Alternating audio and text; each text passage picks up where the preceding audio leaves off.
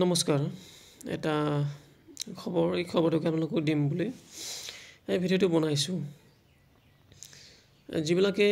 directorate of elementary education অৰ্থাৎ DEEৰ অধীনত 2025 চনত ওলোৱা যিটো এডভাৰটাইজমেণ্ট LPUPৰ বাবে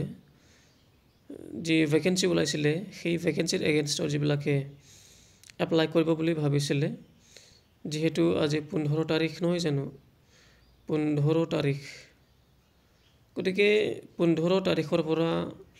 আৰম্ভ হ'বলগীয়া আছিলে এপ্লিকেশ্যনটো অনলাইন এপ্লিকেশ্যনটো কিন্তু এতিয়া আমি শুনিবলৈ পাইছোঁ যে এই যিটো DEEৰ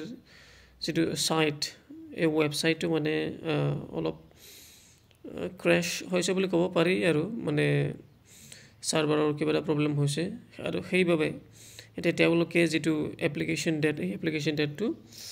আগুৱাই দিয়া হ'ল মানে পিছুৱাই দিয়া হ'ল আৰু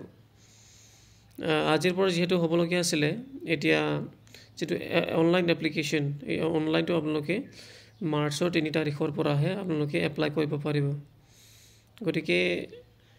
আপোনালোকে অলপমান ধৈৰ্য ধৰিব কেইদিনমান তাৰপিছত আপোনালোকে যেতিয়া এই যেটো অনলাইন এপ্লিকেশ্যন যদিহে